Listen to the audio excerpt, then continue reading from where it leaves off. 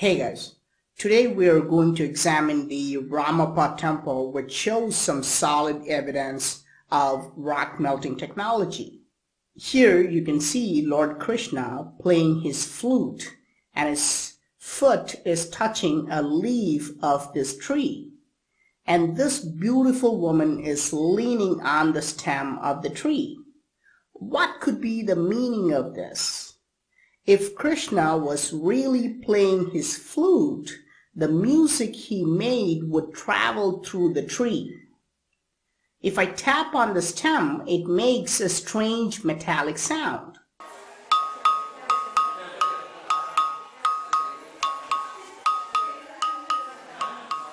This is made of one solid rock, but yet it makes different sounds when tapped in different parts of the tree stem. Note the difference in sound. And if you tap on the other areas of the same rock, there is no sound. Of course, this is not a coincidence. The ancient builders clearly wanted us to know that this cylinder makes musical sounds. This is why they carved the symbol of Krishna playing his eternal music. But is the structure a carving? All historians and archaeologists claim that everything in this temple was manually carved by hard labor. But how could you carve a cylinder on rock that makes music?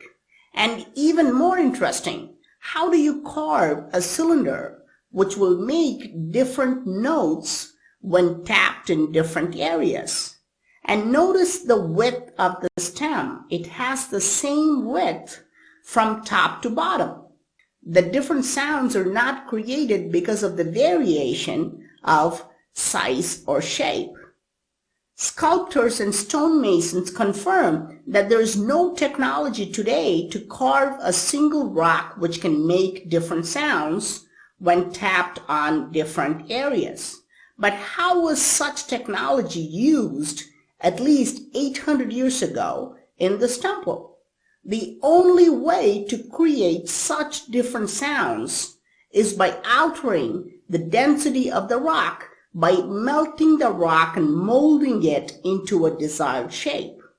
But is it even possible to melt rocks and make it into different shapes? In 2016, University of Buffalo demonstrated something strange. They put rocks in a furnace, heated it to over 2500 degrees Fahrenheit, and made it into a liquid. In fact, nature does it all the time. It throws out liquid lava whenever there's a volcanic eruption. When scientists at University of Buffalo poured this molten rock out, they gathered it into a simple cast made of sand. You can see the molten rock quickly fills up and takes the shape of the cast. This is exactly how we make metallic objects like swords and weapons, for example.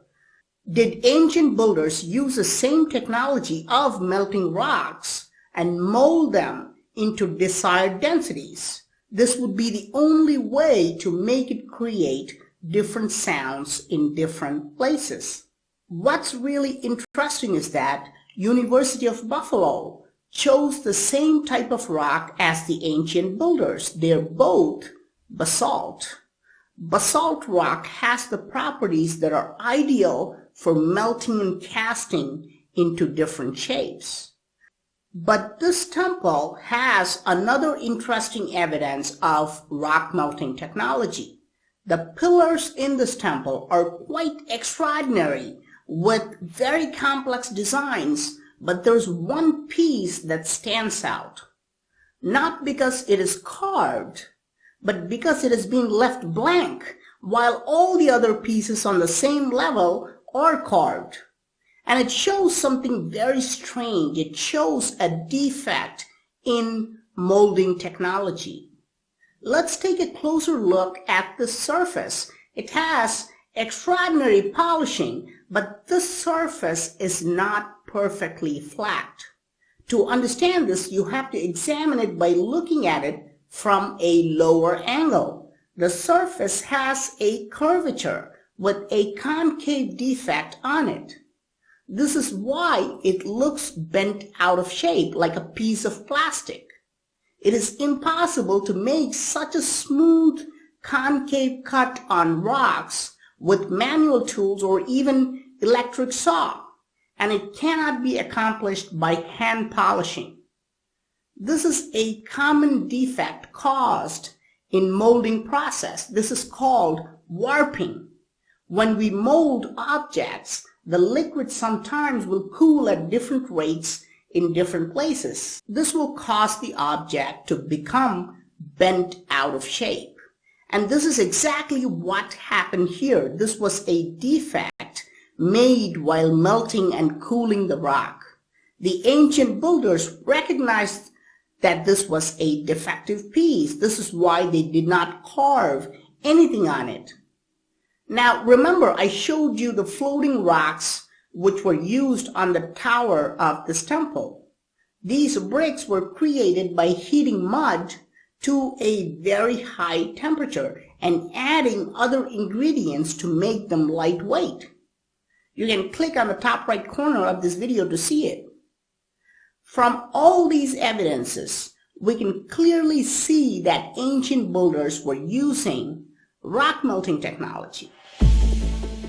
Please share this amazing ancient technology with your friends. I am Praveen Mohan. Thanks a lot for watching. Don't forget to subscribe and also click on the bell button to get all the updates.